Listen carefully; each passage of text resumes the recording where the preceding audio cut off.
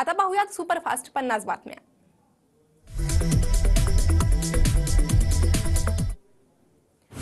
उद्धव ठाकरेंचा आजपासून कोकण दौरा, रत्नागिरीच्या गुहागर आणि दापोली तालुक्यात उद्धव ठाकरेंचा जनसंवाद। उपमुख्यमंत्री देवेंद्र फडणवीस आज रत्नागिरी दौऱ्यावर, पोलीस वसाहतीच्या नवीन इमारतीचं फडणवीसांच्या हस्ते भूमिपूजन। रत्नागिरी सिंधुदुर्ग लोकसभेचा तिढा अद्याप सुटलेला नसताना फडणवीसांच्या दौऱ्याला महत्त्व। शिवतारे अपक्ष लढणार असल्याच्या घोषणेनंतर हालचाली, मुख्यमंत्री शिंदेंचा फोन विजय शिवतारेंना, शिंदेंनी शिवतारेंना आज मुंबईत बोलावलं, वर्षावर आज दुपारी 2 वाजता बैठक। बारामतीत अजित पवारांच्या आज 7 सभा, सुनेत्रा पवारांच्या उमेदवारी घोषित होण्याची शक्यता। बारामतीत सिनेसृष्टीतील कलाकार प्रचाराची धुरा सांभाळणार। भाजपचे राष्ट्रीय अध्यक्ष जे.पी. नड्डा आज संध्याकाळी नागपुरात येणार, रात्री 8:30 वाजता नड्डांचं नागपुरात आगमन होणार असल्याची शहर अध्यक्ष बंटी कुकडे यांची माहिती। राष्ट्रीय स्वयंसेवक संघाच्या प्रतिनिधी सभेसाठी येऊन नागपुरात मुक्कामी राहण्याची शक्यता। आज अजित पवारांची माळेगावात जाहीर सभा, अजित पवारांच्या सभेआधी शरद पवार गटाचं माळेगावात शक्ती प्रदर्शन। माळेगावात लावले शरदचंद्र पवार पक्षाचे झेंडे, तुतारीचं चिन्ह।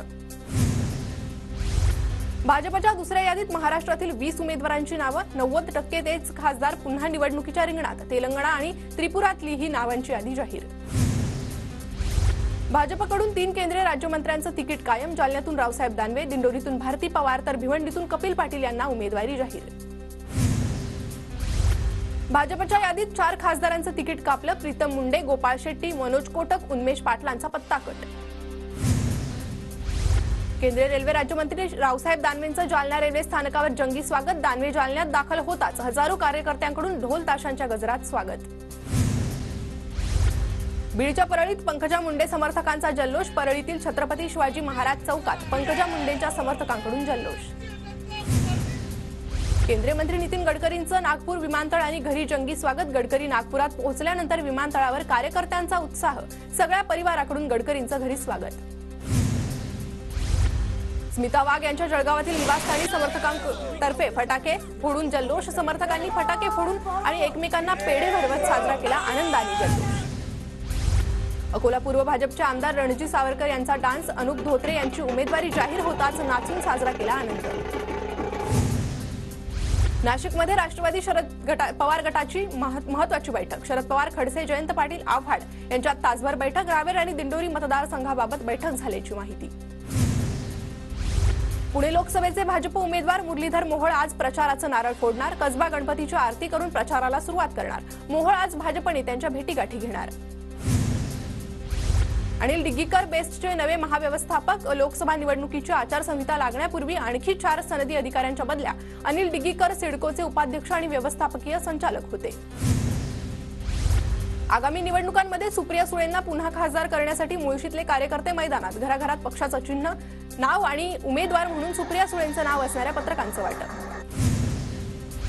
जोगेश्वरी पूर्व विधानसभा क्षेत्रातील मनसेचे 700 पदाधिकारी भाजपमध्ये प्रवेश करणार, पालकमंत्री मंगलप्रभात लोढा, आशिष शेलार आणि विधान परिषदेचे गटनेते प्रवीण दरेकर यांच्या उपस्थितीत पक्षप्रवेश।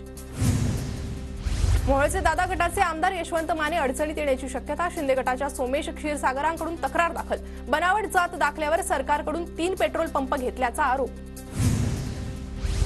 महानंदच्या पुनरुज्जीवनासाठी 253 कोटी पुढील 5 वर्षांसाठी राष्ट्रीय दुग्ध विकास मंडळाकडे महानंदला सोपवण्यास मंत्रिमंडळाची मान्यता। पुण्यातील व्यावसायिक विनोद खुटेंची 38 कोटी 50 लाखांची मालमत्ता ईडीकडून जप्त, विनोद खुटे व्हिप्स ग्रुपचे मालक, सध्या दुबई वास्तव्य, खुटेंनी कुटुंबियांच्या मदतीनं कोट्यवधींचा घोटाळा केल्याचा आरोप। परभणी महानगरपालिकेच्या कर्मचाऱ्यांचं 15 दिवसांपासून काम बंद आंदोलन सुरूच, कर्मचाऱ्यांच्या आंदोलनामुळे मनपाचा कारभार पूर्णपणे ठप्प। अमरनाथ शहरात आज पाणीपुरवठा बंद, बॅरेज जलशुद्धीकरण केंद्राच्या पाईपलाईनचं काम, पुढील 2 दिवस पाणीपुरवठा बंद, तर काही भागात कमी दाबाने पाणीपुरवठा सुरू राहील। लातूर शहराला पाणीपुरवठा करणाऱ्या मांजरा धरणात केवळ 10% पाणीसाठा शिल्लक, शहराला 8 दिवसानंतर पाणीपुरवठा होणार, महानगरपालिकेची माहिती। बेस्ट बस आजपासून अटल सेतूवरून धावणार, बस मार्ग क्रमांक S145 सुरू होणार, दक्षिण मुंबई आणि नवी मुंबई दरम्यान प्रवास करणाऱ्या बेस्ट प्रवाशांना फायदा होणार। उन्हाच्या झळांनी मुंबईकर हैराण, तापमानात वाढ होण्याची शक्यता, पुढील 2 ते 3 दिवसात मुंबईचं कमाल तापमान 35 ते 36 अंश सेल्सिअस पर्यंत राहण्याची शक्यता। तर आयुक्तांना बेड्या ठोकून न्यायालयात आणू, तंबीनंतर केडीएमसीच्या आयुक्त डॉक्टर इंदुराणी जाखड हायकोर्टात हजर. फुलमंडईच्या नव्या प्रास्ताविक कामाला परवानगी न देण्याचं प्रकरण. साताऱ्याच्या कराडमधील बेलवाडीत भाजप किसान मोर्चाच्या राज्यव्यापी ग्राम परिक्रम अभियान यात्रेची सांगता. भाजप प्रदेशाध्यक्ष चंद्रशेखर बावनकुळेंचीही उपस्थिती. पुणे ISIS दहशतवादी प्रकरणी महत्त्वाची माहिती समोर. टेरर फंडिंगसाठी दहशतवाद्यांनी सांगलीतील एक सराफा दुकान लुटल्याचं चौकशीत उघड. 2 दहशतवाद्यांना 18 जुलैला पुणे पोलिसांनी अटक केली होती. नवी मुंबईत वाहतूक पोलिसांच्या विशेष मोहिमेत हजारो कारवाई.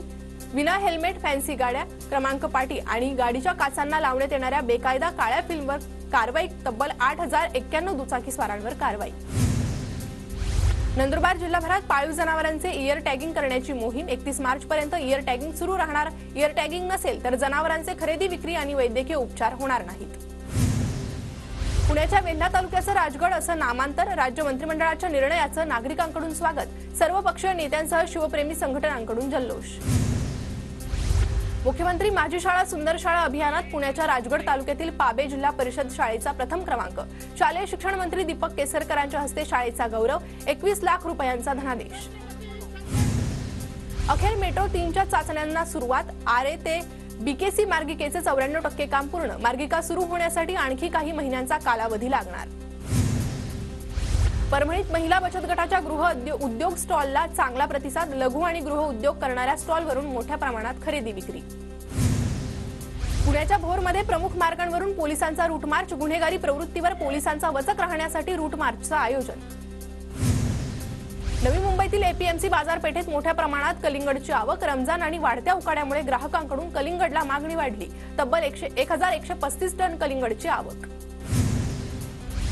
जगात भारी मुंबईचा वडापाव. जगप्रसिद्ध सँडविचच्या यादीत मिळालं स्थान. जगभरातील सर्वात 50 प्रसिद्ध सँडविचेसच्या यादीत मुंबईच्या वडापावनं पटकावलं 19वं स्थान. गेल्या वर्षाच्या अहवालात वडापावनं पटकावलं होतं 13वं स्थान. आंबा निर्यातीला प्रोत्साहन देण्यासाठी APMC मार्केट 24 तास खुलं राहणार. व्यापाऱ्यासाठी अत्यावश्यक सुविधाही पुरवण्यात येणार.